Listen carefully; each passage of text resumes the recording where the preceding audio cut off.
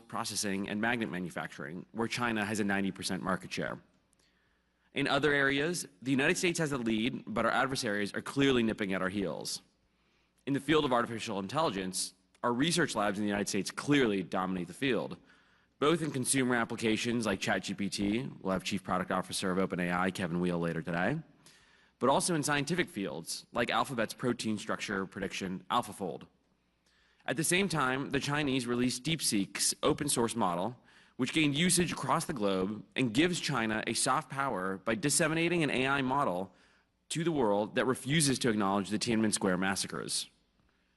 In the world of aerospace, which is very near and dear to my heart, I'm a sci-fi geek, and the company that I started has to operate in space, the United States clearly maintains the lead in launch cadence, reusable rockets, and total mass to orbit.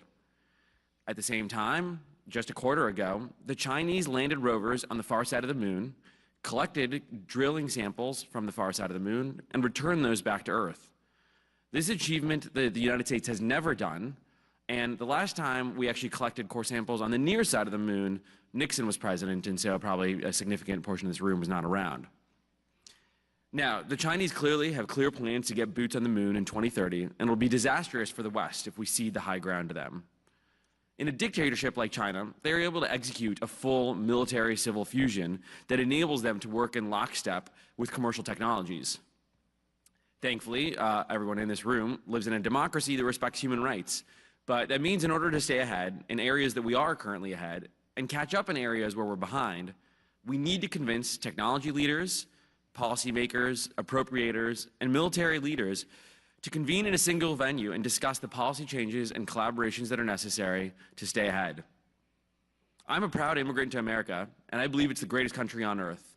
And I hope through the collaborative relationships that are formed here today, we can return to American excellence in all areas of technology.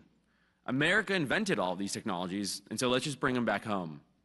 That way we ensure Pax Americana dominates not only for the next century, but for the next millennia as humanity ventures out into the solar system. We hope you enjoyed today's discussion, and I'll pass it off to my co-founder, Jacob.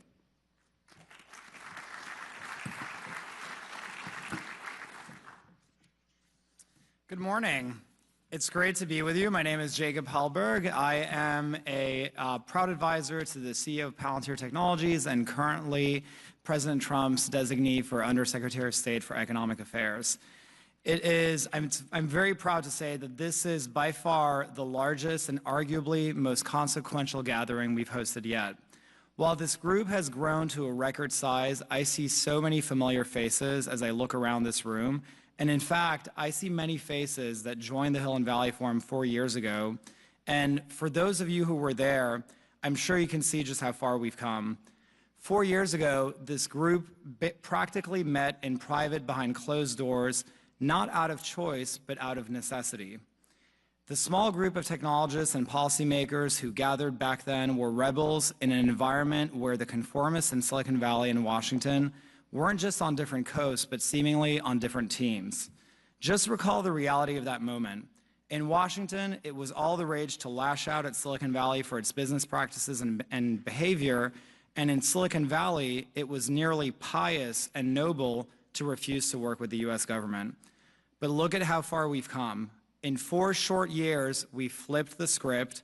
Today, the Hill and Valley Forum has by far become the preeminent gathering of technology builders and policymakers. And thanks to the work of all the builders in this room, we've made the 2021 counterculture the 2025 mainstream culture. And we've done so by asking ourselves a timeless American question: what we can do to help the country, not what the country can do to help us. The partnership between Silicon Valley and Capitol Hill is arguably more important now than it's ever been. It's been 80 years since America has fought its last great power war. That's the same amount of time that's elapsed between the Civil War of the 1860s and the Second World War. Just think about how profoundly different those two worlds were, and how profoundly different those two wars were. Technology today is accelerating on every front and completely transforming the character of warfare. History teaches us that periods of rapid technological change can lead to major shifts in the global balance of power. Upholding American deterrence in the decade ahead will require America to convert today's rapid technological change into hard power. In other words, keeping peace means reinventing war, and technology is the key.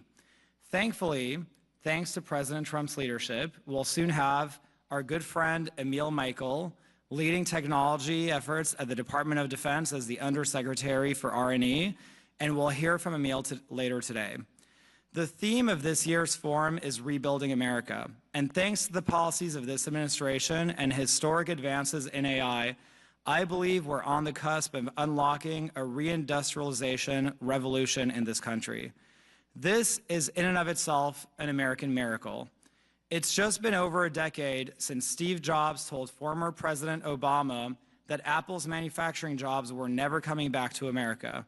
Today, that same company not only announced it was moving its supply chains for iPhone production out of China, but it's also investing $500 billion in manufacturing right here at home. But it's not just Apple. Since President Trump was elected, there's been nearly $3 trillion in new private sector investment thanks to his pro-growth, America First policies, which are showing the rest of the world that it's possible to make things in America again. This is something innovators and policymakers are finally on the same page about. Everyone in this room realizes that economic security is national security, and today's program will showcase the most significant advantage we have in the 21st century over our competitors, which is our people. This year's forum, from panelists to participants, is a clear reminder that we have the very best people, builders and innovators, and they are the fabric of American power and dominance. We have the best policymakers, both Republicans and Democrats, who are working day in and day out to put their country first, support innovation, and above all else, ensure the 21st century is an American one. Most importantly, we have the best leader in the world. President Trump is objectively and truly a sample of one. No one who loves this country is relentless and as resilient, and the only person able to inspire a new golden age. The stars have aligned. We have the builders, we have the innovators, the policymakers and leaders for a reindustrialization revolution in this country that seizes this new American moment. And now, without further ado, I'd like to welcome someone whose lived experience embodies the spirit of the Hill and Valley Forum, a former Microsoft executive, a former venture capital investor, a former governor of the great state of North Dakota, and America's 55th Secretary of the Interior. Please welcome my good friend, Doug Burgum.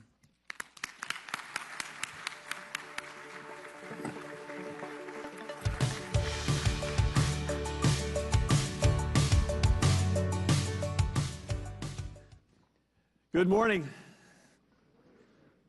That's all you got? Good morning. Hey, oh, I forgot, you guys have flown from the West Coast. It's actually like 4 a.m. or something for many of you. But first of all, I want to begin with gratitude, and certainly gratitude to the three founders, so Christian, Jacob, Delian. Just 4 years ago, this was conceived, and now this is, again, one of the most influential conclaves of Silicon Valley coming to Washington, D.C., and thank goodness they came up with this idea in 2021, because your voice matters now more than it ever has before. And so I also want to extend gratitude to each of you making a decision to, in many cases, fly from around the country to be here, to be a thing, to be here participating and helping to drive policy forward. So with that, I just, again, gratitude to all of you. As Jacob said at the beginning, I've got a similar path to many of you. I started out as an entrepreneur with a startup, fought through decades of startup, had a successful IPO, had a great run as a public company, got acquired, stayed at that large company, and that large company was Microsoft, stayed there. All 2,000 of us at Great Plains joined Microsoft. I stayed there as we grew from 40,000 to 90,000 people. I had people working in 120 countries around the world. Had an opportunity to see what all of you have seen, which is that software is the greatest invention to extend human capability in our lifetimes and in perhaps the history of humanity. It's been just a game changer. And during the times, there's almost 3 decades that I was in tech, and specifically in software, you know, 1 billion people around the planet were raised out of poverty because of the innovation that was being driven out of America in terms of advancements in productivity and raising and the disbursement of that capability around the planet. It was a miracle. And now here we stand on the cusp of where AI is taking us, and it's going to be leaps beyond what any of us have seen. I think even many people that are in the industry or spent their careers in the industry have a hard time understanding fundamentally that we're at this point where AI is going to take us to places where software changed every job, every company, and every industry. AI is going to do that at some multiple level of that. It's going to do it with a speed that we haven't seen. We're going to be curing diseases. We've just, you know, essentially solved the shortage of software developers with one invention, because as all of you know, I mean, the current versions of AI can code at levels that 90% of software developers can. So we're at a remarkable thing. Policymakers don't understand it. I hope that all of you understand it, but policymakers may hear the word AI, but they don't quite grab the impact this is going to have on every job, every company, every industry, and it's going to have an impact on defense. It's going to certainly has an impact on the cybersecurity of our company, our country, our data, and our infrastructure. But the point of all that is that there has to be this understanding. Your presence here matters to try to drive the policies, because we can lead in technology all we want, but now we're at a different point. We're at a point where few people had connected the dots that you can't win the AI arms race without enough electricity to drive the manufacturing of intelligence. An AI data center is a manufacturing hub, and it manufactures intelligence.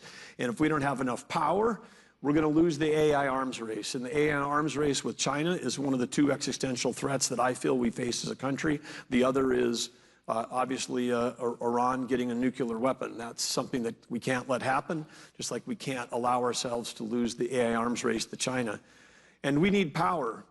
But we've been stuck and I would say Silicon Valley's been commingled with this idea for the last several decades, you know, that somehow there's an idea that the climate extremist agenda, that somehow, you know, a degree of temperature change in the year 2100 is the thing that we should drive every policy in America.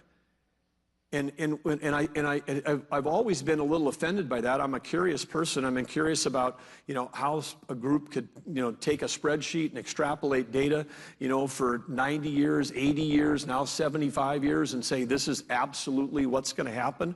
Because many of you, have you guys seen any business plan and any projection ever turn out exactly the way it was going to be for a startup?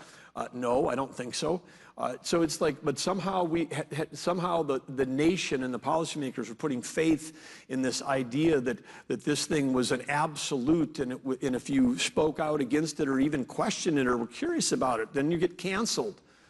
And why I was offended by it was because, having spent my life in innovation, like all of you, understanding that innovation has been the source of American greatness.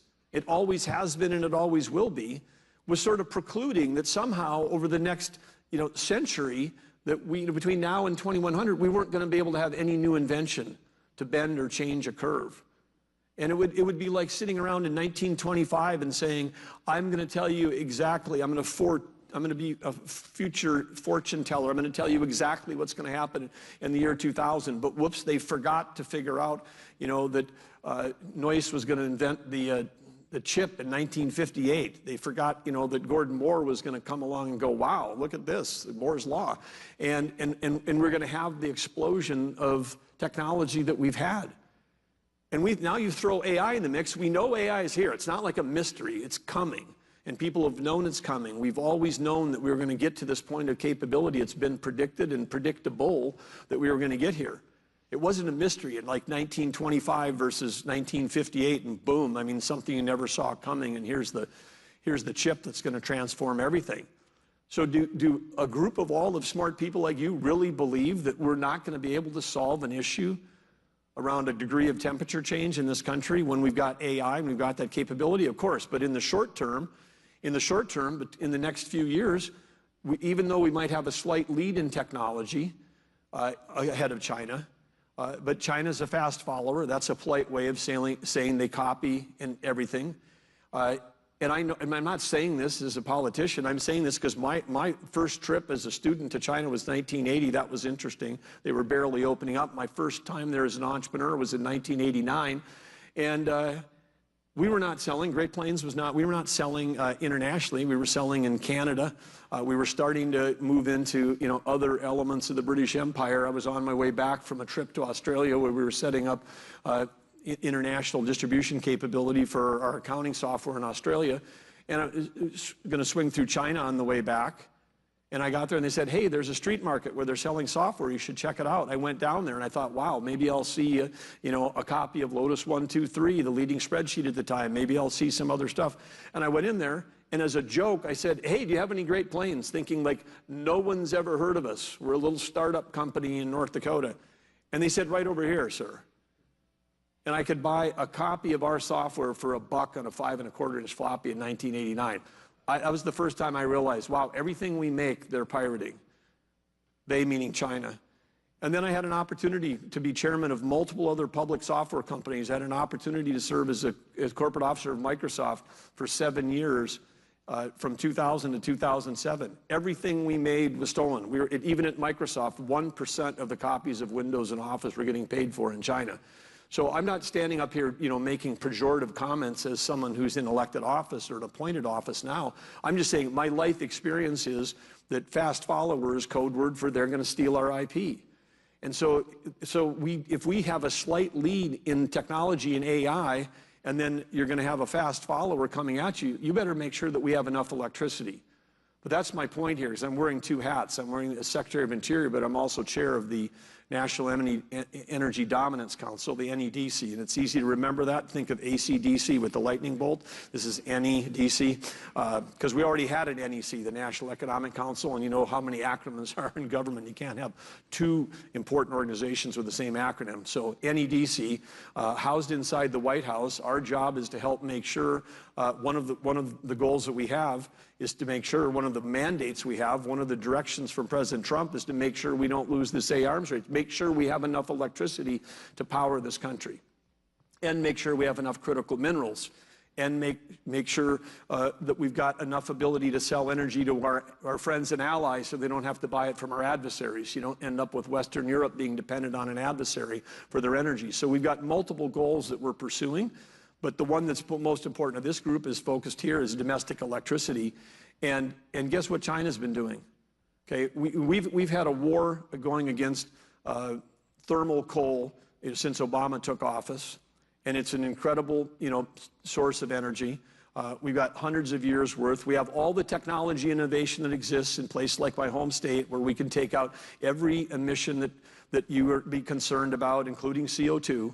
That can all be solved with innovation. It can all be, that CO2 can be used as value-added products. It can be sequestered. It can be used for enhanced oil recovery. We had a company that was taking CO2, putting it in the ground, more in the ground than the oil was coming up, with people producing carbon-negative barrels of oil. You don't need to, go have $900 per avoided ton subsidies that all of you are paying for to drive an EV. We can decarbonize liquid fuels. All of this available through innovation. We can do all that. But meanwhile, it's like, no, we got a 4-letter word. We hate it. It's called coal. It's not big, beautiful coal. Any coal plant running in America today is incredibly clean. They've survived the toughest. Many of you would be out of business and would not have survived the assault on your businesses if you were regulated as heavily as the coal industry has been. Anybody that's still standing is an innovator and a patriot in that business. And our job is to make sure that we don't close any more of them. Our job is to make sure we don't become Spain. Spain celebrated the closing of the last coal plant on April 12th, just over a month ago. They were celebrating a week ago about how they'd achieved their first day of all renewables, and then they were shocked to find out that the physics of the grid, when you don't have the the actual physical mass of flywheels running in places like thermal plants run by natural gas or run by coal or run by geothermal or run by hydro, where you've got permanent 7 by 24-hour power, you can have grid failure. That's a window of what could happen in the U.S. We came dangerously close to that story being about us this winter. On the day that President Trump was elected, or not elected, the day that he was inaugurated on January 20th, the PJM grid, which extends from here, from the Pentagon to Wall Street, 60 million people, about the same number of people in the PJM grid as in this situation in Spain and Portugal and part of France right now, 60 million people. We were this close to having the same thing happening. Rolling blackouts. And when you have a rolling blackout like that, if you are all renewables, the flywheel's not there to kickstart and start that engine again, which is why they're having a challenge getting everything rolling again in Europe. But that morning at 5 a.m. on the day that President Trump was being inaugurated, we had 70% of the power in the PJM grid was coming from fossil fuels. 22% was coming from nuclear. 0 was from solar because it was 5 a.m. There's a catastrophic failure every 24 hours in the solars in producing with solar, because every night the sun goes down predictably and it produces no power. And I know that you're saying yes, batteries, but we're not there yet. You know we're not there yet in terms of that capability. We don't have enough battery storage to run New York to Washington, D.C. I mean, not even close. I mean, we can do load transfer for several hours for a household or maybe overnight, but we don't have the capability to support in entire states and entire industries and AI data centers and manufacturing and defense and Wall Street. So we know that solution is not there, because all of you know that batteries are not operating on Moore's law. So we were there, but and then I say, okay, so you have 70% fossil fuels and 22% nuclear, and well, nuclear is coming back into somewhat favor, and we're highly supportive of nuclear. We're highly supportive of exploring the cutting edge of fusion. We're highly supportive of small modular nuclear reactors. We know that there's VC dollars, but I think you all know that that's not going to be a solution for right now. I mean, that might be a solution for 2030, 2032, but right now we're facing a real existential threat, China. And what's going on in China? China opened up 94 gigawatts of coal last year. 1 gigawatt's Denver, okay? They opened up 94 Denver's worth of coal last year. And this is not U.S. beautiful, clean coal with all the emissions out. This is 1970s, type plants. They're just throw them up and go. Who cares about emissions? China in the Paris Accord could keep emitting until 2035. They could keep increasing their emissions. They're the world's largest emitter now by a huge margin. And they're being very successful at a strategy. We don't care about emissions, we care about power. We want to get power to all of our people. We have power to power manufacturing. We have power to win the AI arms race. That's what their strategy is. And they've got 30 nuclear plants under construction.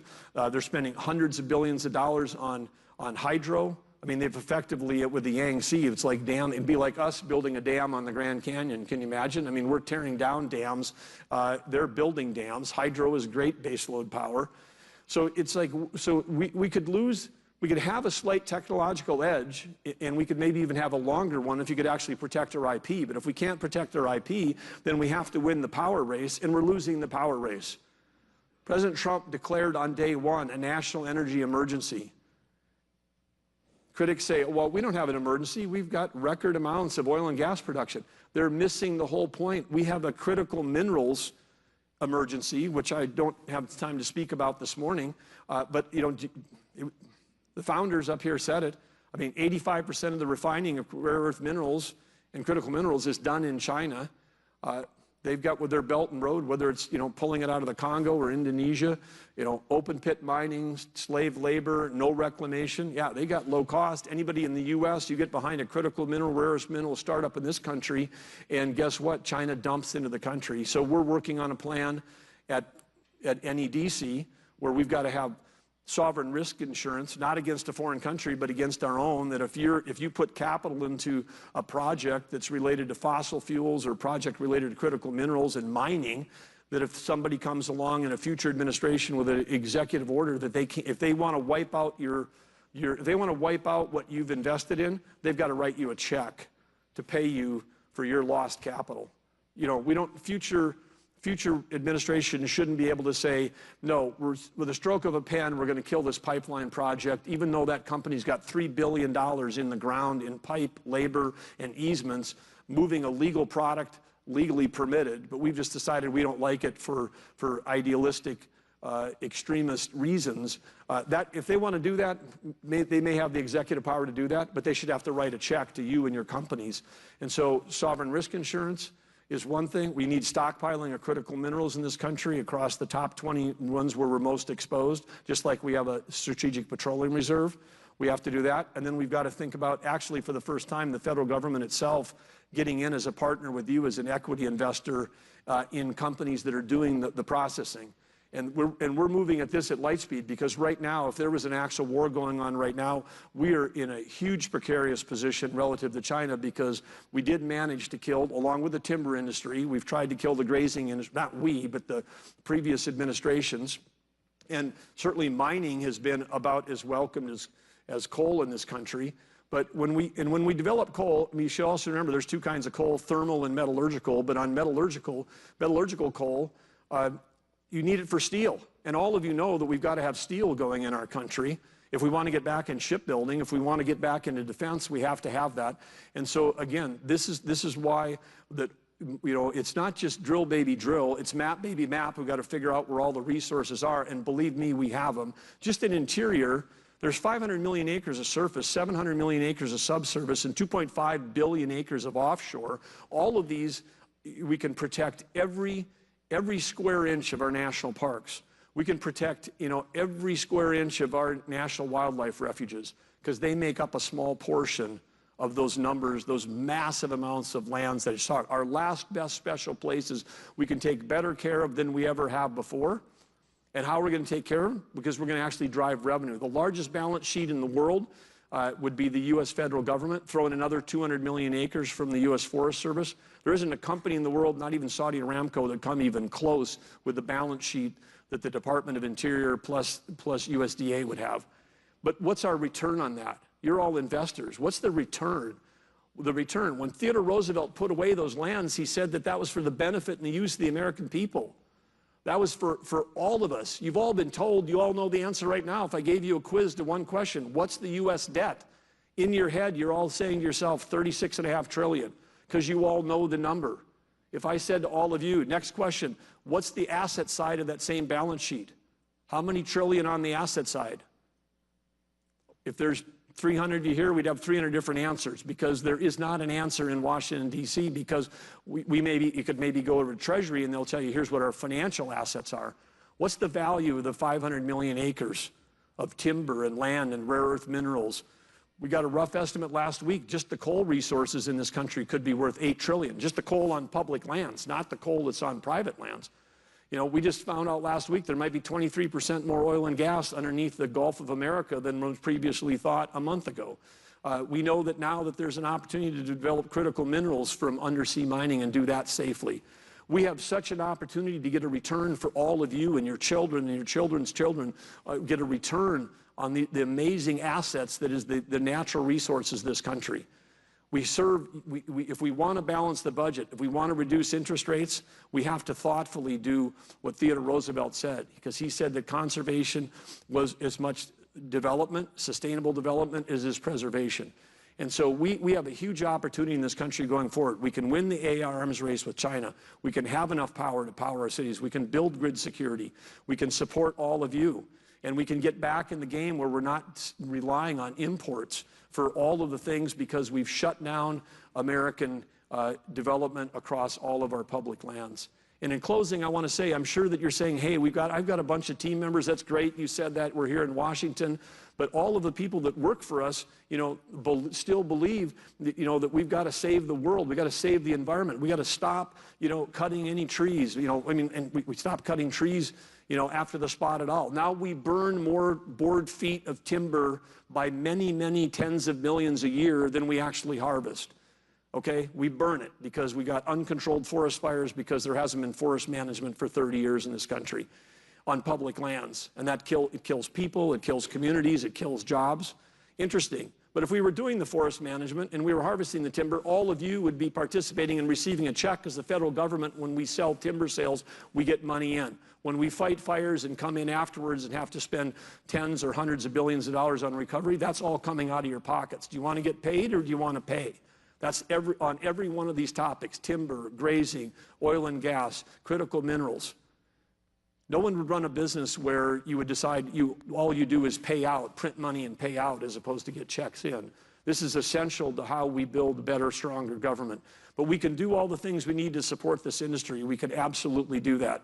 And in doing that, we are going to win the AI arms race with China. We're going to bring prosperity here to home, and we're going to bring peace abroad. And peace abroad begins when we sell energy to our friends and allies. They can stop funding conflicts against us with the sales of oil and gas to specifically who? China. When we have failed sanctions in Russia and Iran on oil and gas exports, the dark fleet, which now represents 25% of the world's shipping, we've just turned our adversaries into China's discount gas station. So under the Trump administration, we're in a 180-degree turnaround to a different direction. We're moving in a direction that is completely aligned with all the things we want to do. And I would say again, for your team members that are concerned, they should be insisting that every ounce of energy, every electron that we make is made in the U.S., because we do it cleaner, safer, smarter than anywhere else in the world. When you shut down U.S. energy production, you don't do anything to demand. You just push it. You push that supply to people that don't do it as cleanly as we do. So it's good for the environment. It's good for the economy. It's good for prosperity. It's good for world peace. That's the Trump plan, and that's what we're doing right now. Thanks for letting me spend some time with you. Have a fantastic day this morning.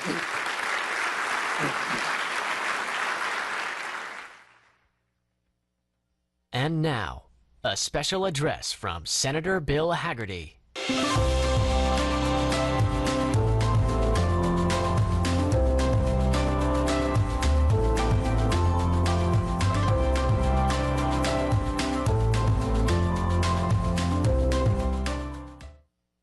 Good morning, everybody. Boy, this is a tough act to follow. Every time I hear Doug Burgum, I learn something new. First, before I start, I just want to thank the three individuals that founded the forum here, Christian, Jacob, and Delian. And I particularly want to congratulate I want to congratulate Jacob for the new position that he's going into. He's going to be our Undersecretary for Economic Affairs. It's a huge job at the Department of State, someone that has a clear vision on the threats posed by China and the opportunities that we can deliver from a technology standpoint, from a defense standpoint. We couldn't have a better person going into this position. I look forward to helping make Jacob successful. I look forward to getting him confirmed, and I hope all of you will find ways to help him be successful as well. What I want to convey today is a message of optimism. I couldn't be more excited about where we are. We're on the precipice of something that's auspicious here. We have a real chance. You heard Doug go through some of the energy opportunities that we have. I think about the innovators that are in this audience today. Our ability to innovate, to fund, and to create is unmatched around the globe. But first, I want to talk about some of the challenges that we face, particularly from China, what the Trump administration is going to do. And I also want to share with you a piece of legislation that will hit the floor of the Senate in about 10 days, because I think you'll be excited about it. First, with respect to China. If you think about what's happened, particularly since 2001 when they entered the WTO, China has used extraordinarily unfair practices, stealing intellectual property, subsidizing key industries, and making it next to impossible to enter their market without taking on very unfair terms of trade. In the process, as they built up a massive trade surplus with us, they've also built up a massive military. And if you look at their military, guess what? It looks just like ours. Where do you think they got that intellectual property? Right here. They steal it. They steal it, they build it, they use slave labor, have no environmental standards, and they use those advantages in an unfair way to compete. That's about to change. From a technology standpoint, I served as U.S. ambassador to Japan before coming to the Senate. One of my biggest jobs was to get Huawei, ZTE, and those types of technologies out of the communication systems there in Japan. We did it here in America. We went around the globe trying to make certain that there were clean networks in place so that we could actually share data without being observed or pilfered or infiltrated. Think about the social media platforms today that China uses to try to perpetrate Beijing's perspective and try to undermine our own. They've utilized technology in a way that certainly is advancing their interests and to the detriment of most everybody else. The time has come for this to end. And that's going to end right now. And let me explain to you what the Trump administration is doing and what we're supporting in the United States Congress. First, we're going to get our economy moving like never before. My colleagues and I are working at pace on extending the 2017 Tax Cuts and Jobs Act. What that will do is it will lower corporate tax rates. It will help you know how to expense and depreciate. It will facilitate capital investment, and by making it permanent, it will facilitate capital investment over the long term. We saw this happen before the pandemic. Once this was put in place, the US GDP grew at about twice the rate of any other major economy in the world. It can and it will happen again. Deregulation. Over the course of the past 4 years, the Biden administration implemented regulation after regulation, compliance cost after compliance cost, permitting requirement after permitting requirement. As we've summarized this and calculated the incremental annual compliance cost of all of these new regulations just in the past 4 years, it's $1.4 trillion per year of incremental costs borne by American companies that companies in China certainly don't have to bear. As we go through and clean out these sclerotic regulations and trim them down, we're going to increase the operating income of American companies. We're going to allow American companies to take their assets and their resources away from the confusing compliance cost and focus on more productive activity. Deregulation is going to have a real positive impact on our economy as well. You heard Doug just talk about where we can go with energy. Our conversation has gone from energy independence to energy dominance now.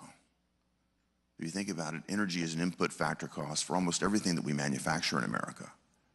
Certainly everything that we make here has to be moved. As we lower energy cost, that creates yet again another competitive advantage for our economy. From a geostrategic standpoint, if we're able to provide clean American energy around the globe, I'm thinking LNG, I'm thinking many other technologies, we can have a true counterweight to China's Belt and Road like never before. When I was ambassador to Japan, we talked extensively about putting transshipment operations in that part of the world so that we could take US LNG, transship it throughout Southeast Asia with our partners in Korea, Japan, have a huge counterweight to the Belt and Road Initiative that China puts in place by building a deep water port or railway, foreclosing on it.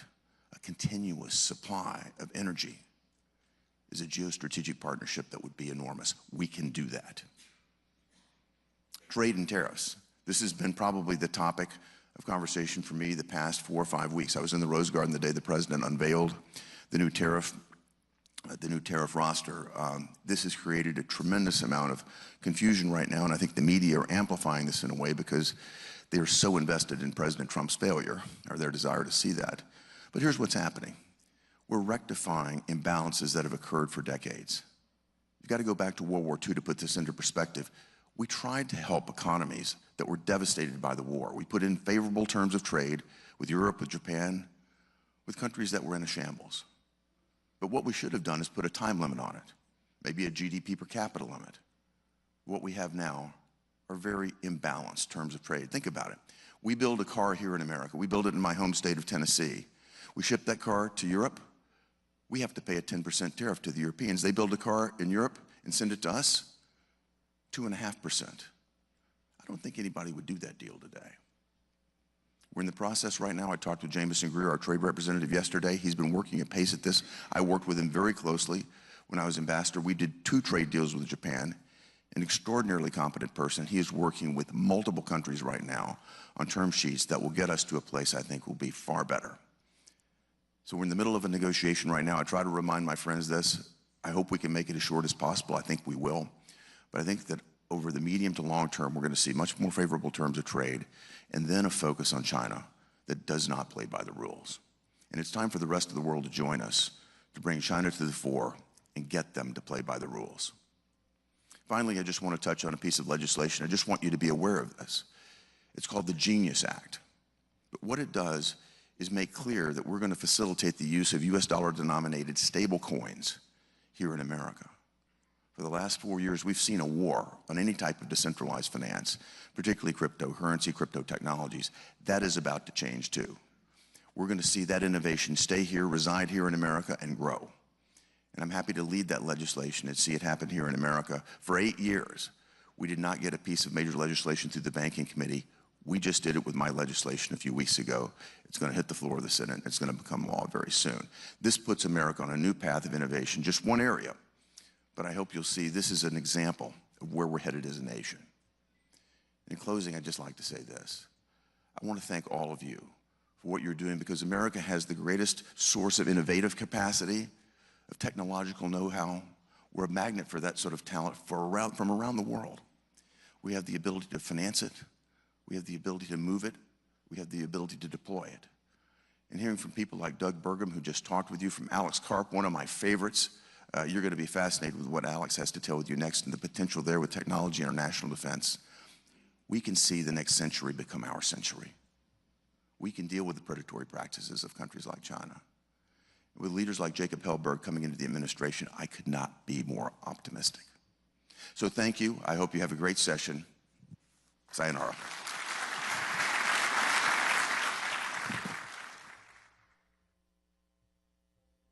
To discuss forging the technological republic, power, purpose, and the new American century, please welcome co-founder, Hill and Valley Forum, Jacob Hellberg, moderating with co-founder and CEO, Palantir Technologies, Alex Karp.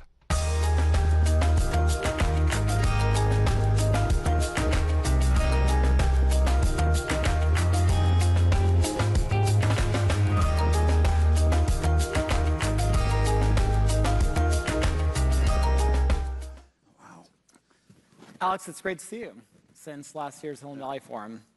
Since then, you published a book, and I'm sure everyone in this room wants to know, how has the reception of Western values, the concept of Western values that you wrote about in your book, evolved since last year's Hill and Valley, but also since the release of your book? Well, first of all, congratulations on many accomplishments. And when you first started this forum, it was like in a small room that, like, you know, you could fit 5 people in, and now you have everyone who should be here, and as far as I can tell, everyone in DC talking about it. And yeah, so I'm delighted to be here, and we've known each other for a long time. And yeah, so first of all, I wrote this book, which The Technological Republic. The biggest surprise, honestly, is that anyone read it. You know, and then it was a #1 bestseller. And the basic way the book market works in this country is you write, it's like a little bit like yoga versus Taekwondo. It's like in yoga, it doesn't really work, but you feel good about feeling good, and you don't really know what you learned, and you go once in a while, and somebody famous said, do it. And that's how you sell one kind of book. And the other book is like Taekwondo. You get lots of belts, and it doesn't really work. And if you get in a real fight, you get your ass kicked. And that's how you sell a book. And we had neither, and it's a real book. And there's like, and it's not, by the way, like by Palantir, although obviously that's the logical conclusion of everything. And then to top everything else off, it's kind of intellectually erudite.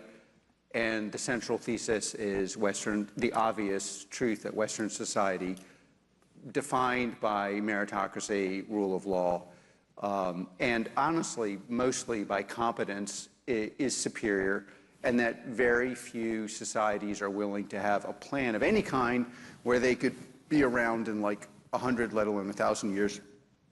And then there's a lot of discussion of how you could organize something so it's actually highly competent, so meritocracy, and then kind of unique structures of what we do, at least at Palantir, which is low hierarchy, low title, high competence, some stuff actually stolen from the SAS and from German military Auftrag, so you get a mission and then you have a lot of authority there, and considering a lot of the world is kind of powered by Palantir-shaped things and ex-Palantirians.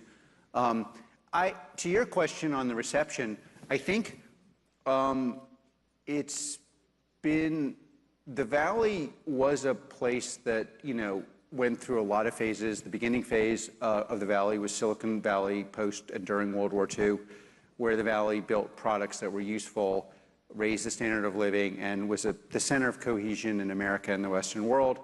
And then at some point, there was the whole consumer internet where people figured out that a few people get wealthy, and if you said platitudes that were obviously stupid, you could... You're getting wealthy off of killing Palestinians with Palantir kills Palestinians with their AI and technology. Oh. You're killing my family in Palestine. Yeah. And, What kind of person are you? How do you sleep at night? Well, if you... Shame on you. Do you want to hear my answer? Sure, go ahead. Okay.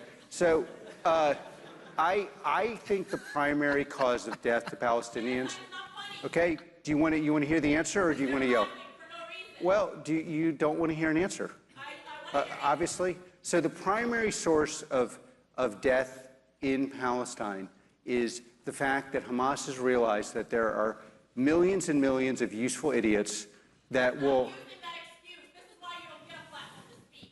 Because you are killing my people and you're justifying it because of Hamas or anyone else. Can we get security up there? Okay.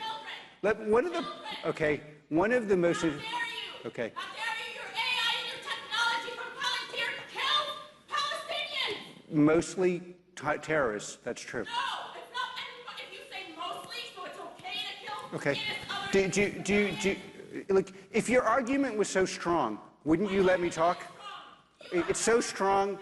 It's so strong. It's so strong. Your argument is... Okay. That's... Thank you for... Anyone else who supports this technology and AI to kill Palestinians. If your argument was so strong, you'd let me talk. You don't deserve a platform. If your argument was...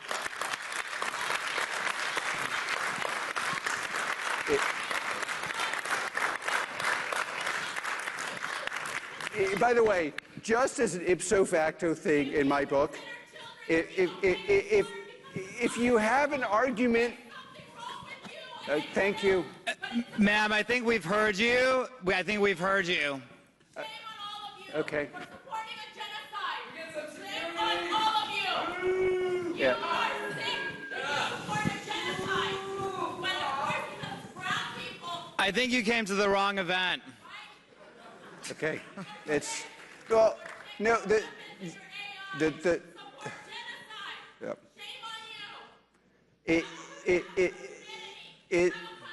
How about, like, okay, if anything, Okay, have a great day. One of the most important things, first of all, I really support free speech. So the part where you get up and say what you think, I'm 100% on your side. Like, if you want to come in here and accuse us of doing bad things, regurgitate where I'm a sick, bad person who's doing it for power and I'm enjoying watching people suffer. Okay, great. I 100% support her right to say that. But the thing on our side that we have to fight for is we have to fight for a right to discuss and say our side of this or my side of this. And like, one of the most important things about the book, which you may not want to read, is you don't need to read, is if your argument is that strong, why will you not let the other side talk? And there, it's like obviously, if the argument was as simple, and by the way, the pain of Palestinians is something that everybody, and anyone who dies in war, obviously people care about, I care about that.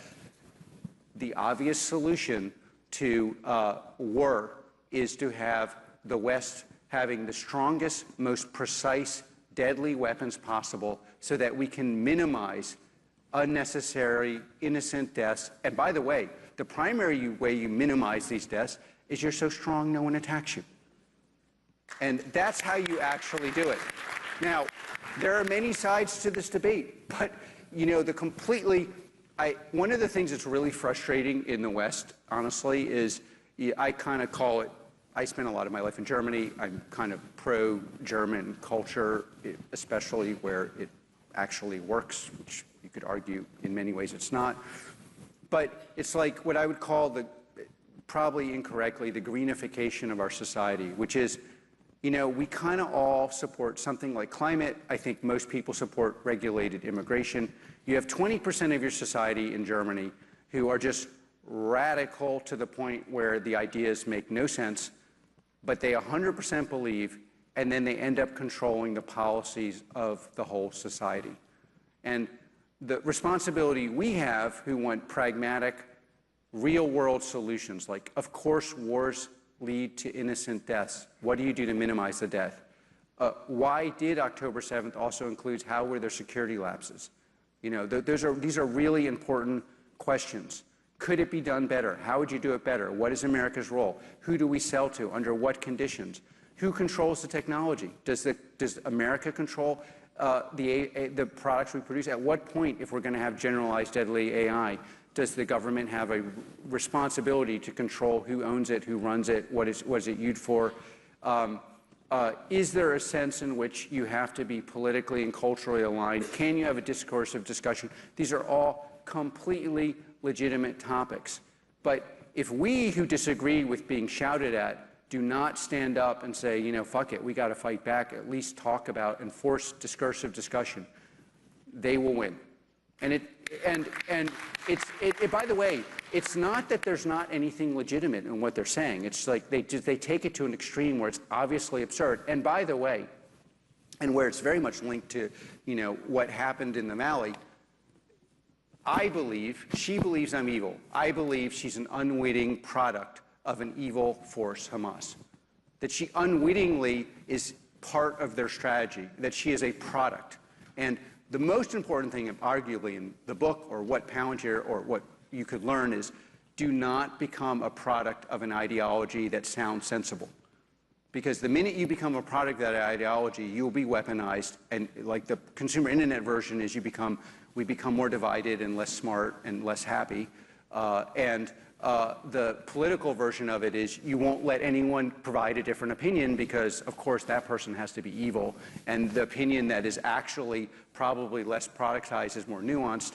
And then, quite frankly, because you also probably have to make implicitly adopt an ethical hierarchy. So the hierarchy of my book and our company is the West is superior. It's simply superior because we can have this discussion. She can yell, I can respond, and we have to fight to make sure that breaks down. And then the other part of that I actually think is, and the thing that scares people about AI is scary, which is that it can be abused. It will give great powers, much more power than they otherwise would have without it, and it will lead to a hierarchical disparity, which will lead to how the world is governed, which is why we have to win this in America. Because if, in fact, another great power gets this technology and has the ability to more or less precisely target, more efficiently target, more accurately use actual devices that currently work, which is like hardware, software, hybrid devices, they will define the world order. And that world order is going to look like the person doesn't get to speak or they only get to speak. And that's what I do not want. And that actually is what we have to fight for. And Alex, if I could just add something, in cases like this, in the freedom of this country, you're attacking the U.S. government. People vote with their feet. What is happening in Gaza is a disaster, and you are responsible, Palantir. People vote with their feet. In the freedom of this country, these protesters are using our democracy to attack our system of government, and we support their freedom of expression. But it's important to remember that the freedoms they enjoy here, they would never be able to cause this circus in Gaza. And so it's important to keep that in mind. So, shifting gears a little bit. I haven't had this much fun in a long time. Maybe I should come back tomorrow. This is like I'm actually a reformed academic, I spent most of my life there are many Palantirians here hiding, actively hiding my dyslexia. It's probably the only thing I've ever hidden. Like, I probably should have hidden more of my personal life, or definitely should have hidden my political views. I should have, I got lots of people to quit Palantir. I didn't want to quit by telling them things that were seemed insane or offending them, which I apologize for sometimes. The dinner table basically was, I mean, obviously it wasn't just shouting, but like discursive, and there usually was an aunt or an uncle who was occasionally over who would pull something like this, but it was usually from the far left, just like, but the means of production are so stacked against the working class, how can you have a view? So it's somewhat cathartic. So in this room, we have a lot of builders who want to build great products and who want to build great companies. Obviously, Palantir is now, I lose track of the market cap, $220 billion market cap, depending on the day of the week.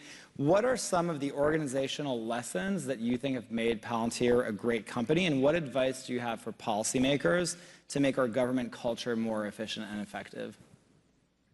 By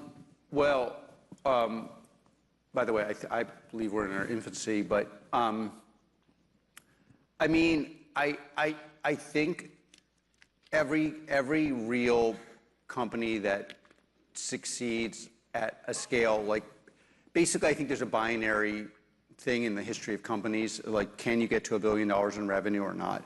And it's an important metric because parts of a system can go well and can get you pretty far, but if you can cross the $1 billion mark, then something has really gone well, and it's not just something falling together. And I would, to get to that kind of mark, you have to have a founding team where people are doing something where they have a primordial level talent, I mean inborn talent, that they're willing to dedicate every ounce of their life to, probably for 5 years or more. And I believe to do that, you have to have a belief structure on top of it. Like, the pain of dealing with highly talented people, or the most talented person you've ever met, is going to be very, very high. And I don't know how you do that without some belief. Now, the belief doesn't have to be, I would prefer it to be Western values and the superior of the West defined like I see it, but it doesn't have to be that. But I would say, and as absurd as that kind of sounds, look at the counterfactual. Almost every great company in the world is built by builders in this country. And why is that? Again, take the German example. Germany has people that are equally talented, equally smart, they believe much smarter, which they tell me whenever I go there.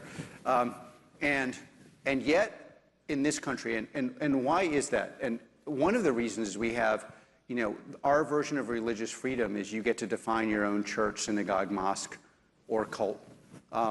And then you get to set largely the rules of your own religious community.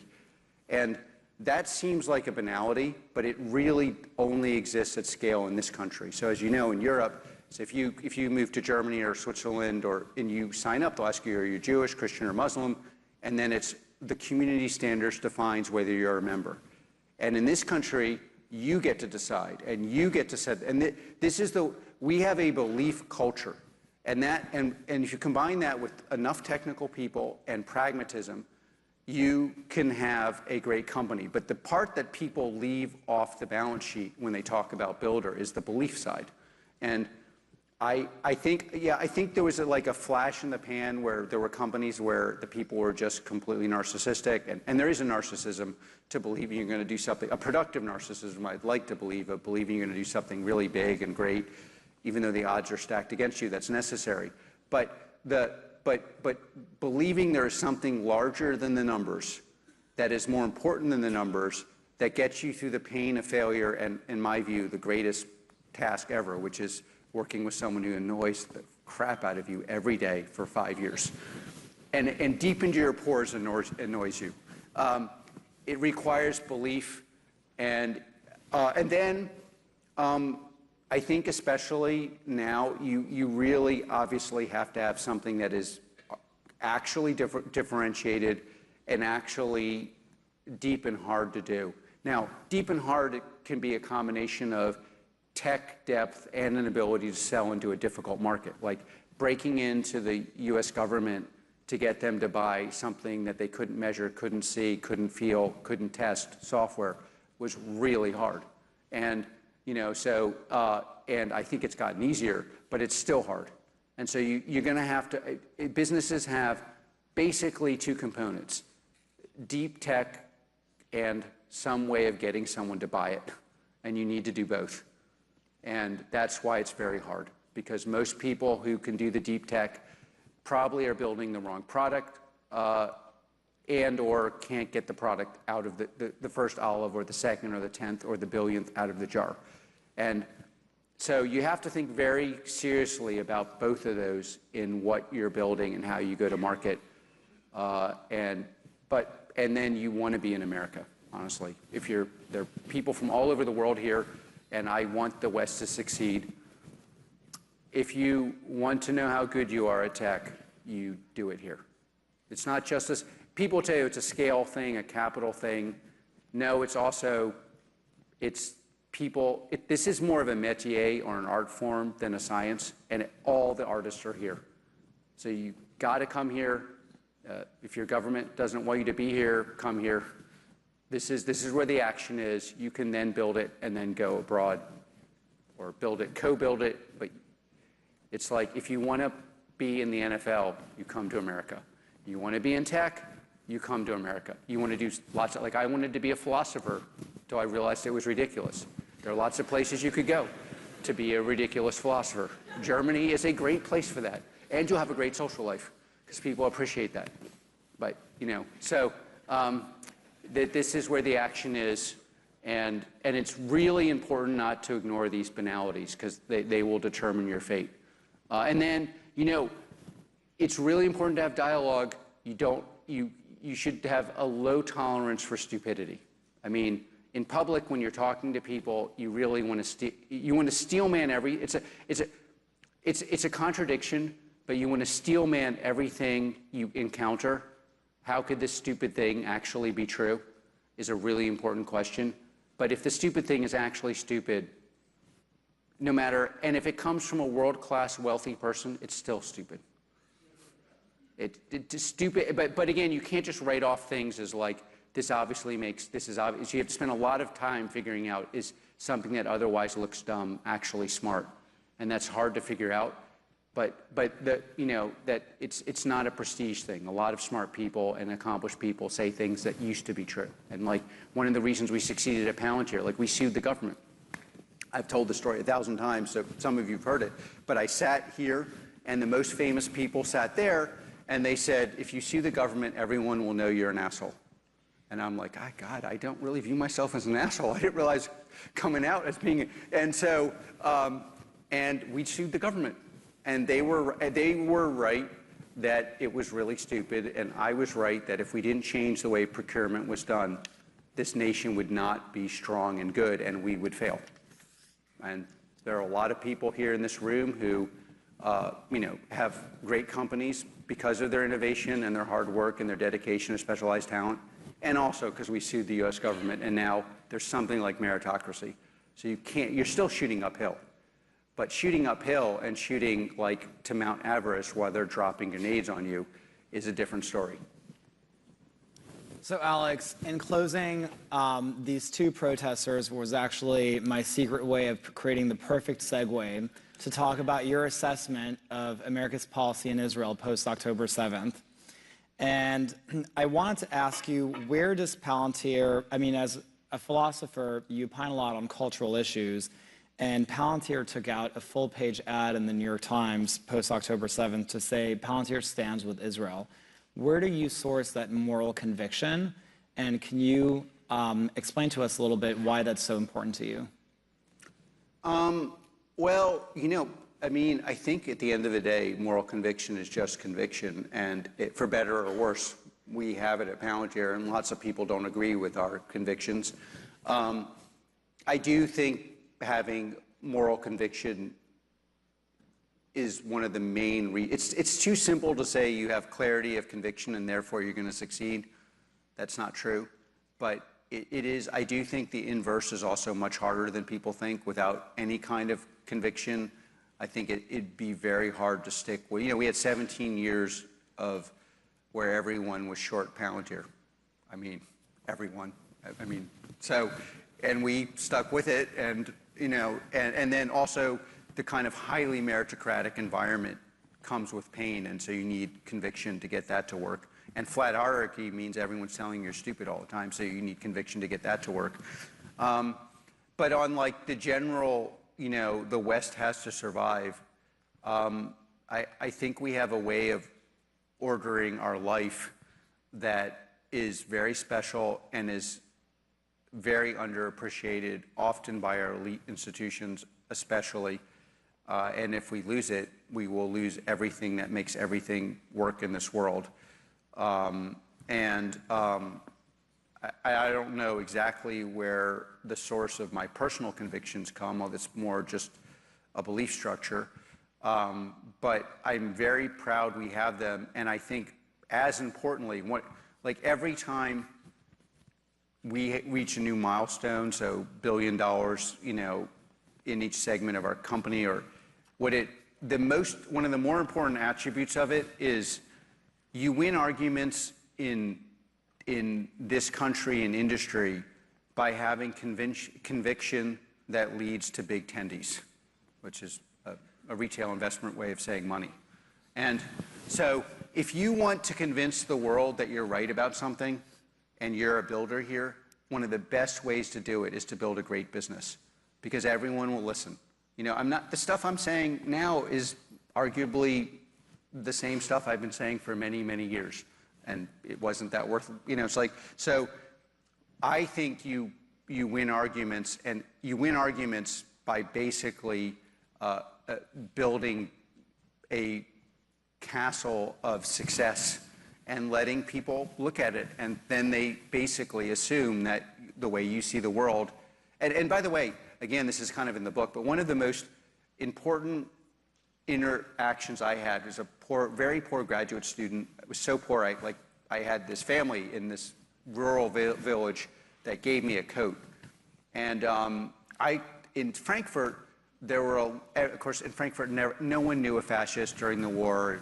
Like everyone was, and in this village, people were like, yeah, I was basically a Nazi, and I talked to them. And one of the most important things I learned from them was, you know, it was the fact that America and American ways of thinking made them healthier and wealthier and happier that changed how they saw the world, much more than anything else. And if you want to change how people organize, if you want to create a discursive environment, if you want to widen the aperture of access to things that work, educational reform, including AI, meritocratic institutions across our society, including universities, you've got to show it in action, and then people will judge you by the fruits you bear, and that will have an enormous impact. And so, like, you know, one of the reasons I think a lot of us still fight, both current Palantirians, ex-Palantirians, customers, partners, investors, fight for us or defend us, or at least tolerate things they may not exactly agree with, is because they know we're fighting to get something to actually work. And that is actually how you shift the dialogue. And if you want to steal man, why are they yelling and not talking? What are they building? You know, one of my favorite things, I have most of my family is left of center.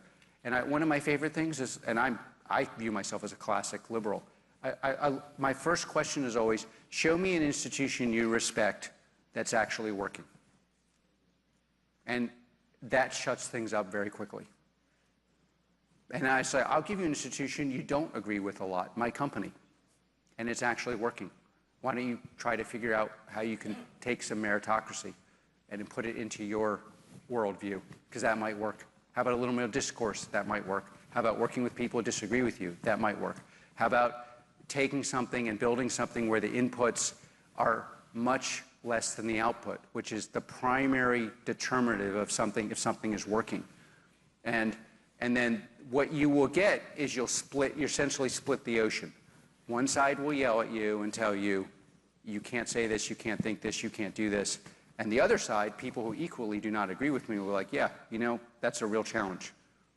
And it's those people that don't agree with you, that are open for a system that actually works, like a system that any system in a differentiated, complicated society below which we cannot regress without destroying all of our lives is going to have certain attributes. Talented people are going to succeed more. Hardworking people are going to succeed more. There's going to be wealth inequality. How do you solve that? You're going to have to deal with ways to test for merit. There may not be the simple ways we know.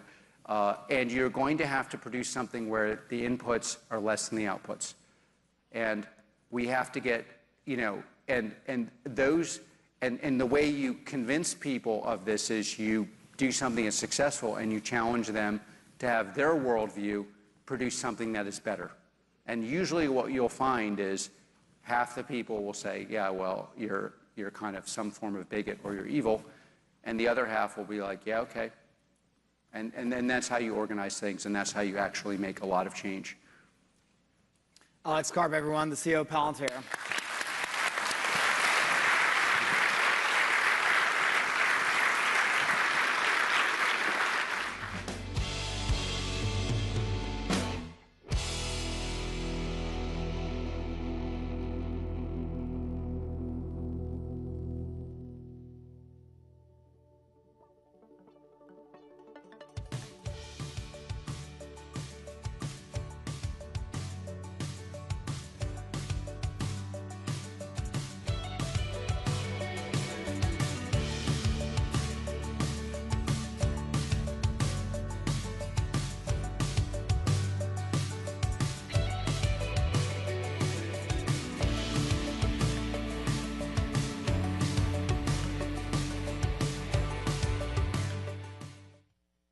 Up next to discuss rebuilding industrial power, AI factories, and the return of American manufacturing.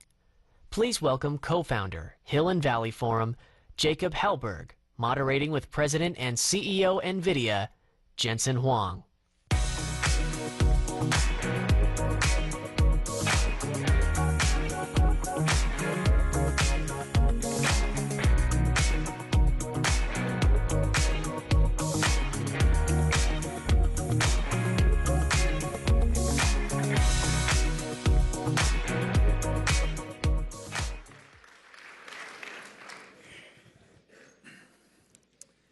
Jensen, welcome to the Hill and Valley Forum. It's great to have you. Thank you very much. It's very nice to be here. You've positioned AI as a new industrial revolution with AI factories at the center of it. Can you explain to us what is an AI factory and why is it important to understand in the 21st century economy? AI. Oh, we've been talking a lot about AI over the last several years. It's multifaceted, and I think it's helpful to look at it in this lens. First, of course, AI is a new technology. It's a new technology in the sense that it's built differently than software of the past, and this new software can do things that software of the past could not do. And so it's incredible technology. All the things it can do, you know, all the things that we have to do to keep it safe, all the amazing things that it's going to enable, fantastic. So there's the technology layer. The second layer, which is rather new, in the last technology industry, software production, it was done by humans typing. Now we have a new industry, and this software is produced with machinery.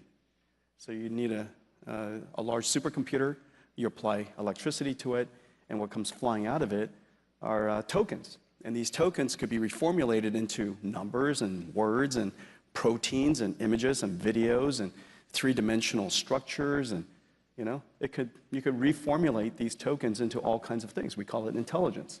And so this machinery looks different than the machinery of the past. And I call it an AI factory because it does one thing. Every single day it's producing tokens. And the layer above that is infrastructural.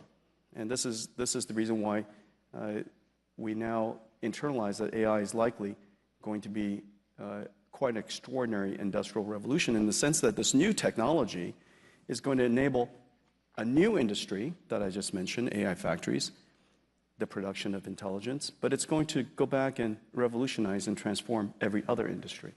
And so all of these tokens are going to go into healthcare and education. One of my favorites is education. I use it every day for education. Financial services, engineering. We use AI every day for software programming and supply chain management. It's about to go into manufacturing and so on and so forth. And so when you think about it from these three layers, it's very clear this is as transformative, as impactful as electricity was before, and it's going to revolutionize every industry. So it's an industrial revolution. So do you think it's a paradigm shift in modern computing and that every factory that's building physical things in the real world will also be accompanied by an AI factory? Yeah, perfect. Absolutely. Every company that makes things today, so long as they move, you know, so let's say you make lawnmowers, and it could be Caterpillar, and or they build, you know, construction machinery. Today, it's largely manually manipulated. In the future, it'll be autonomous or highly autonomous or semi-autonomous or assisted.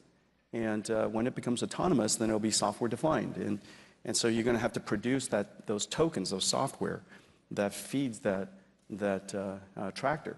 And so in the future, every company that builds things will have a factory that builds the things that they sell, and then they'll have another factory that builds and produces the AI that runs on that thing that they sell. And so it's very clear when you look at car companies. You know, today's car companies largely make cars, but it's very clear that in 10 years' time, every car company will also produce the tokens that runs in those cars. You've talked a little bit about physical AI, the concept of physical AI over the last year. For policymakers who are thinking about the future of American policy, can you explain to us a little bit what physical AI is and how we should be thinking about it? Take a step back. AI really came to consciousness, modern AI really came into consciousness about 12, 14 years ago when AlexNet came out and computer vision saw its big giant breakthrough. And that was, I guess, 2012. Around that time, when you take a step back, what is computer vision? In its largest context is perception. You know, perceiving the world, whatever modality of information. It could be, of course, images, it could be sounds, it could be vibration, it could be temperature. And we've now developed AI models that understand the meaning of all of that information, and can be quite smart about it. So the first layer, the first wave of AI was perception AI. The second, what everybody started talking about maybe 5 years ago, was generative AI. And generative AI is where the AI model has learned how to understand the meaning of the information, but translate it. So, for example, you could understand English and translate it to French. You could understand English and translate it to images. And so you could prompt it to generate images. So generative AI is essentially a universal translator, if you will.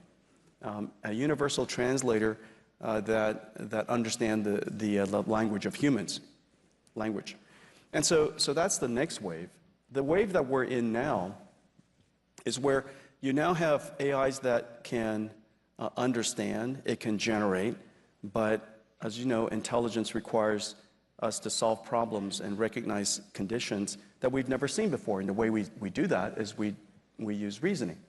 We apply rules and laws and principles that we've learned in the past, and we break the problem down step by step by step. And even though we've never solved this problem before, through reasoning, we can solve it. Okay? And so one of the unique capabilities of intelligence. And so we're now in this age called reasoning AI, and reasoning AIs allow you to produce a form of digital robots. We call them agentic AI, agents. It has agency. And so an AI that can understand the task that's been given, it can go off and learn and read, use tools like calculators and web browsers and spreadsheets, and then come back and does something for you. And it could be something related to supply chain, so it accesses SAP. It could be something related to HR, access Workday. And so these agentic AIs are essentially robots, but they're digital workforce robots. And so in the future, we're going to be the generation of CEOs that are going to manage biological workforce as well as digital workforce, and HR department for the biological workforce, and our IT department are going to become the HR of agentic AI, right? And so we have this. This is kind of the phase we're in today. Well, the next wave, and this is where the largest industries of the world are going to benefit. The next wave requires us to understand things like the laws of physics, friction, inertia, cause and effect, the fact that I tip that thing over, it's going to fall. When I said the bottle down, it's not going to go through the table. And so all of these common sense physical reasoning abilities that children have, that our pets have, most AIs don't have. I roll a ball over the kitchen counter, and it goes up over the top, and it disappears. Well, the AI thinks it's disappeared, but your dog knows it's on the other side. It understands this concept called object permanence, and it didn't go into another metaverse, and so it runs around the table and gets it. And a robot needs to learn that if you want to go from this side of the table to that side of the table, you can't go through the table. You're going to have to reason about how to go around the table. And so all of these type of physical reasoning things is what's called physical AI. And when you take that physical AI and then you put it into a physical object called a robot, you get robotics. And this is really, really important for us now because we're building plants and factories all over the United States. And we'd like to build it in a way that takes advantage of the latest technologies. And so hopefully, in the next 10 years, as we build out this new generation of plants and factories, they're highly robotic, and they're helping us deal with the severe labor shortage that we have all over the world. So many people have talked about this concept about the fact that we're in an AI race globally. What do you think the US government needs to do to win that AI race, to have the very best AI technology? First, in order to have a race, to do well in a race, you have to understand the race. And you have to understand the resources that you're working with, the assets that you have, the assets you don't have, your advantages and your disadvantages. And some of the things to realize is that AI is fundamentally, at this core level, and going back to the 3 levels that we're talking about, at each level, we have to make sure that we understand the game. And this game isn't, there's no 60-minute clock on this thing. This is an infinite game. And so most people aren't very good at playing infinite games. Nvidia is now 33 years old. We've been through 3 computer revolutions, from the PC revolution to the internet to mobile, and now we're in AI. And so you have to, in order to thrive across all of these different changes in the environment, you have to understand how to play games. And so the things that I just described, understanding the game, understanding the assets you have, really important. At the first layer, at the technology layer, the most important thing to understand is the intellectual capital. And remember, 50% of the world's AI researchers are Chinese. First, just take a step back and recognize that. That important factor has to play into how we think about the game.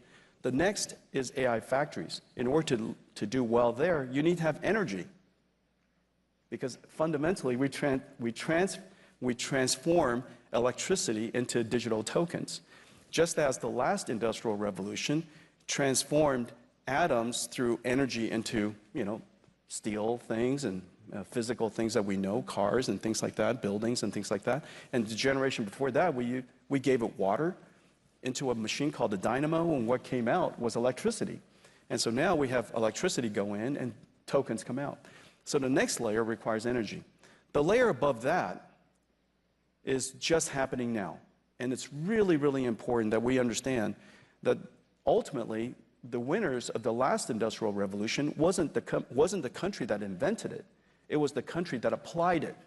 And the United States applied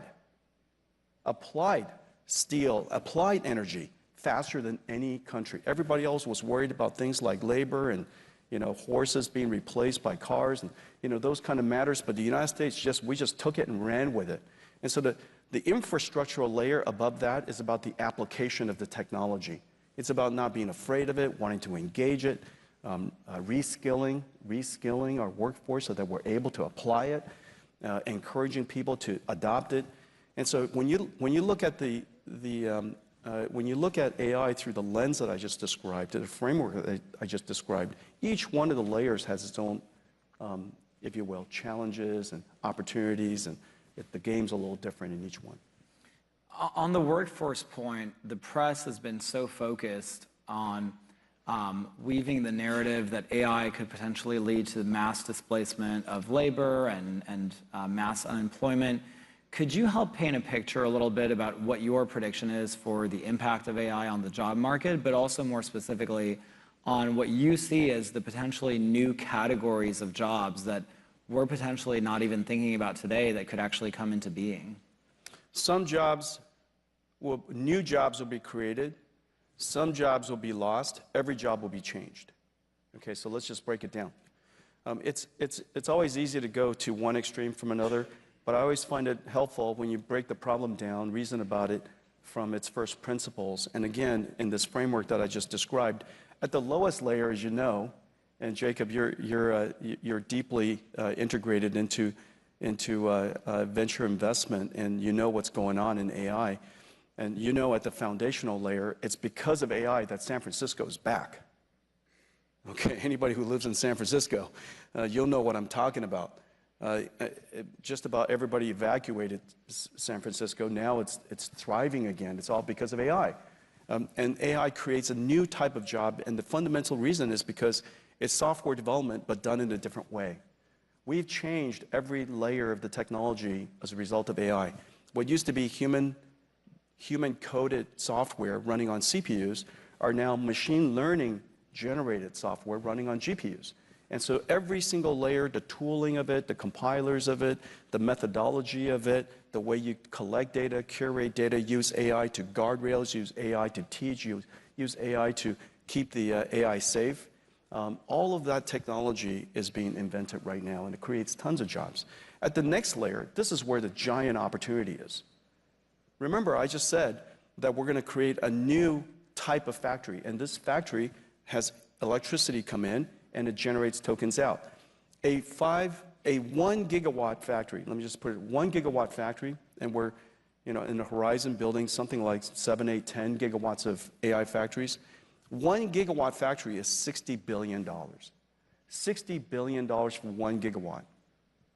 100 megawatt factory is pretty commodity now, it's pretty commonplace, and so you just divide that by 10. But $60 billion is the annual, one factory is the annual revenues of Boeing.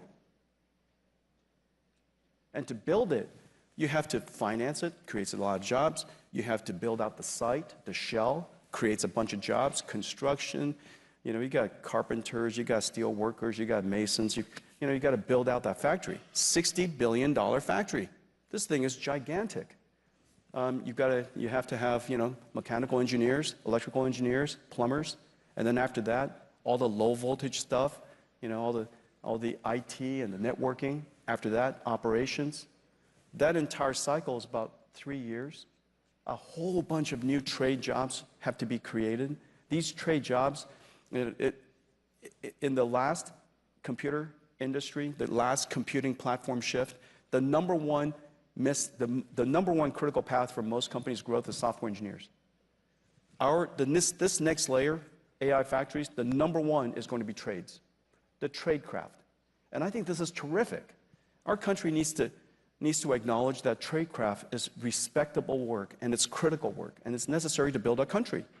And so we want to encourage trade craft, electricians, plumbers, carpenters, steel workers, the whole span of it. We're going to need a whole bunch. And then now, above that is when we can start talking about how are these AI agents going to change the work of doctors or financial service professionals or customer care. Or in our company, just as a starting point, every single software engineer is now assisted by AI assistants. And the amount of code that we check into the company is incredible. As a result, our productivity has shot up through the roof, and we're hiring more people because it enabled us to create more things that the world desires. It increases our revenues and increases our ability to hire. And so I think that that layer above really wants to engage AI as early as you can. Remember, it's not AI that's going to take your job. It's not AI that's going to, destroy your company. It's the company and the person who uses AI that's going to take your job. And so that's, something to internalize. There's been such a huge amount of focus lately on bringing manufacturing back.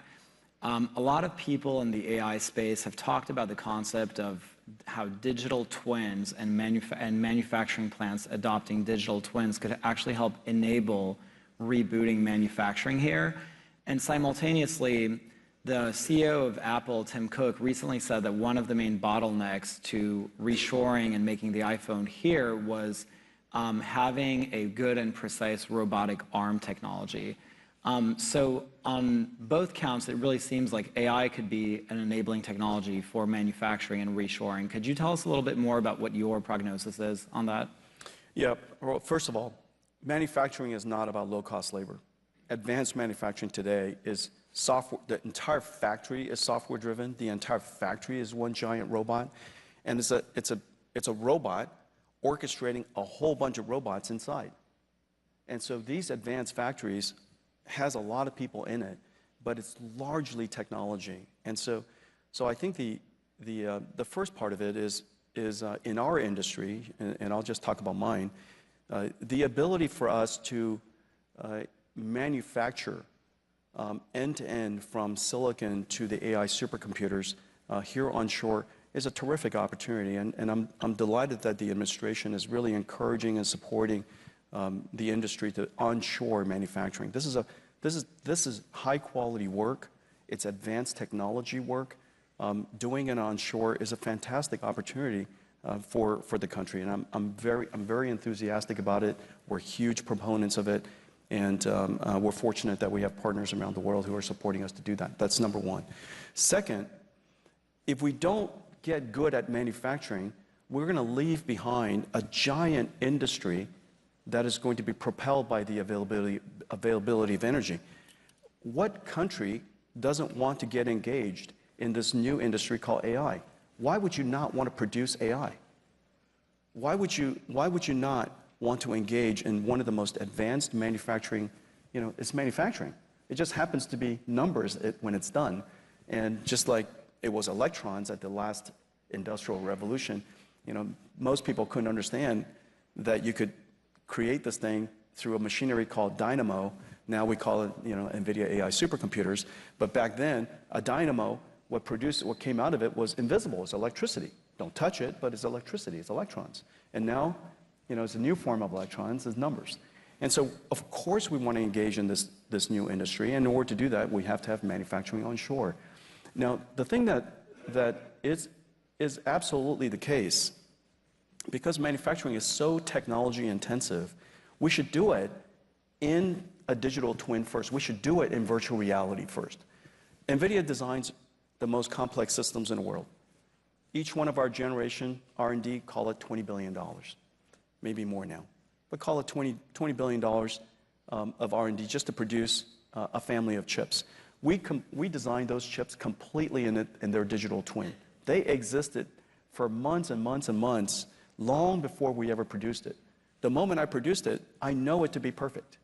I know it because we've simulated it, exhaustively, and we emulated it, and we put it into its paces.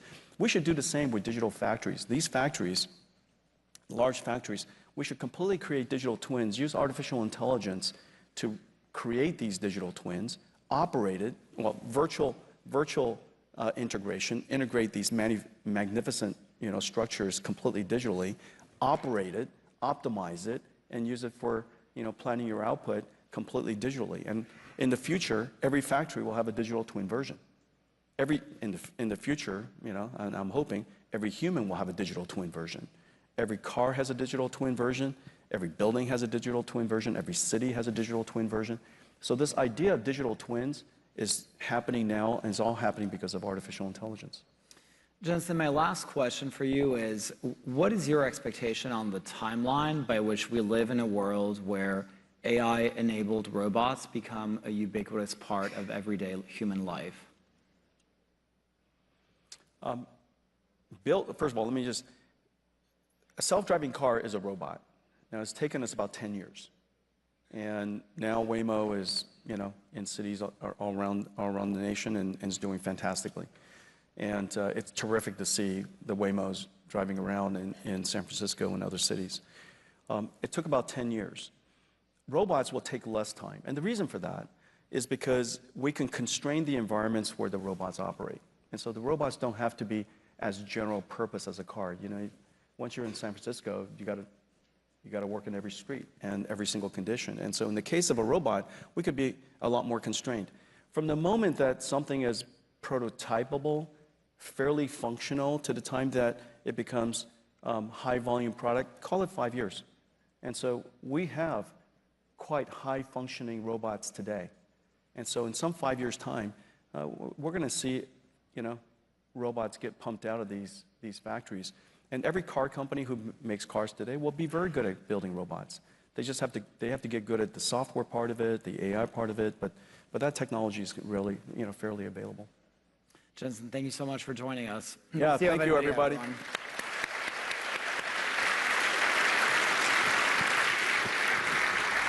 Thanks for coming.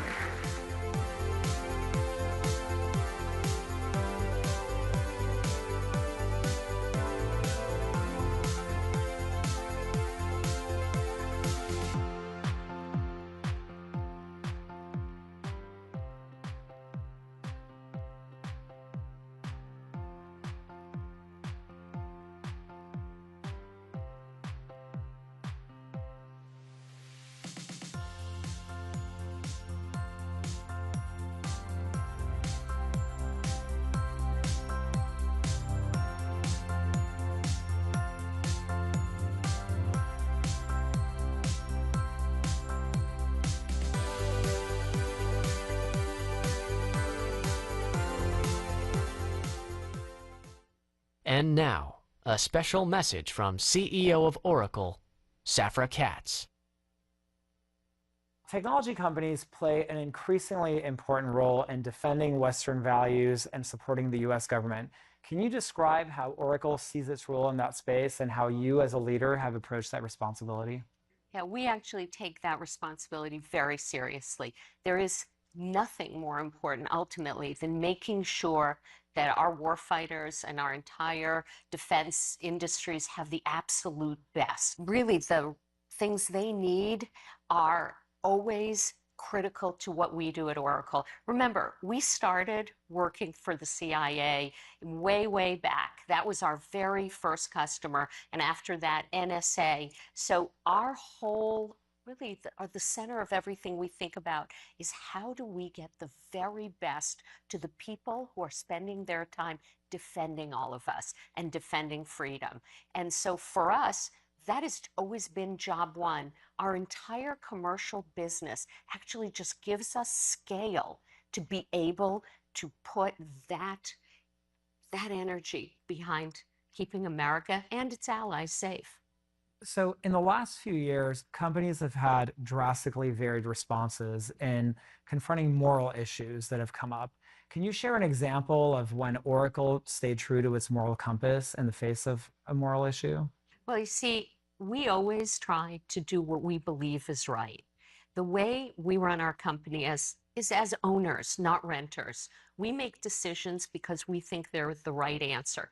Decades ago, we decided not to go to China. We decided that our technology was simply too valuable, too powerful to share it with the Chinese government, the Chinese military. When we built a cloud, we didn't build a cloud in China, specifically because the requirements made us feel that national security of the United States would be at risk.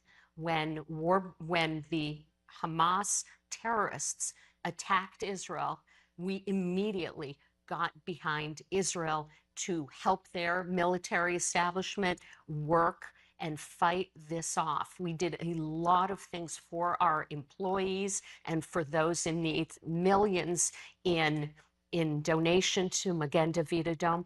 But in some ways, one of the most important things I thought we did was we put on all our websites around the world in local language, we stand with Israel. And anyone who had a problem with that, they had a problem with us. And the truth is that that strong statement actually wasn't pushed back on. Even in countries that you would think Israel might not be very popular, my whole view was if you're with rapists, murderers, and child killers, we're not interested in working with you. What we actually found is that in every country, our business went up, not down. And we didn't think about that when we did it because we thought it's important to stand with the ones that were right. And I'll tell you, it wasn't even a hard decision. And we've made many of these decisions, including when Russia invaded Ukraine. We helped our Ukrainian employees immediately evacuate, often under fire. We resettled their families so they'd be safe. That's always our focus. I'll tell you, many times we have found that in times of trouble, if you are calm and know the difference between right and wrong, you're in a very safe place. And it actually gives strength to our employees and a real understanding to our customers of where we stand. AI is now a top priority for the US and its allies. How do you think that the United States government can leverage AI to defend against foreign threats on this growing digital battlefield? This is a very important moment. And it's quite a challenge, I think, for our government right now, because though for decades the world's most important data is in Oracle systems, they are in many, many of them. And the problem when they're in stovepipes is they're not really AI ready. And one of the things we're actually working on is bringing all the data together into modern clouds, we have a product, 23AI, which is just the Oracle database, but it also has vector capabilities. So it can take all this data and have it consumed by these amazing AI large language models, which are just getting better I'd say every day. And it is imperative that we take advantage of the data we have because our adversaries, they are committed to using it. I remember I was on the National Security Commission on AI a few years ago. And this is before the baby talked, before large language models really showed their power. But even then, we saw our adversaries using AI to a level that should have alarmed us, and it did. And us here in America, it is imperative that we get ahead of them because every single victory and defeat ultimately in history is about who absorbed the newest technologies, whether it was industrialization, steel, or oil, or whatever. Now it's AI. It's AI technology. It's cloud. It's being in the 21st century. We've seen a huge shift in how the world sees America since the election. Do you think that America is on the cusp and in many ways already experiencing a new golden age? I think this is the most exciting time we've ever had. I mean, we're just a few weeks into the new administration. I've spent a lot of time around Washington. The opportunities are huge. One day after the inauguration, Larry Ellison was already in the White House with Masayoshi Son and Sam Altman talking about Stargate. He's been in there multiple times since then. People are investing. People are excited. And this is an unleashing of the real American spirit. I can tell you when I'm talking to different cabinet members, the thought that energy is coming back, that we're no longer self-limiting our industrial capacity by limiting energy and limiting our grid is so exciting to companies. I've talked to a number of our customers who are manufacturers. They're bringing manufacturing back into the United States. So I'm incredibly excited. You can imagine, you know how long I've felt this way. This is, let's just say, this is a very blessed time, and we couldn't be more excited. With Doge, we've seen a huge push to bring operational rigor and concepts from the private sector into government. I'm curious, as a leader of one of the world's largest corporations, in the tech industry, there's a lot of talk of first principles.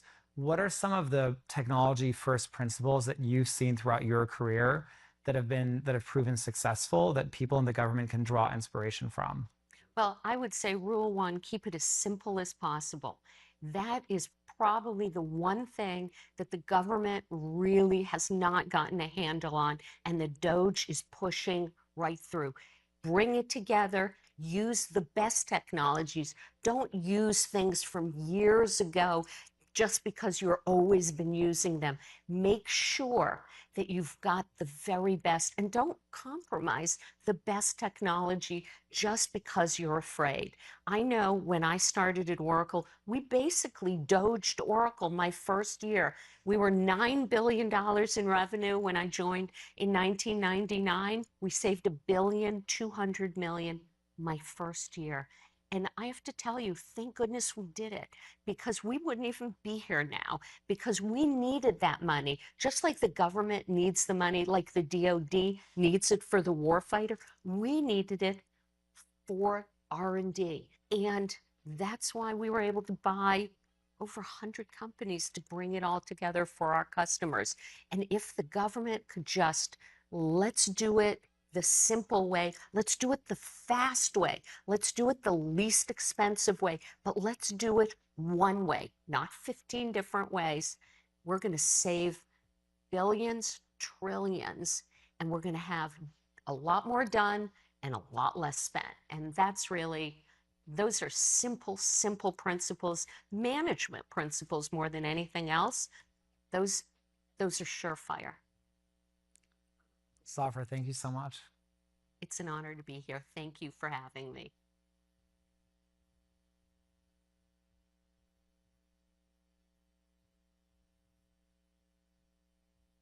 Now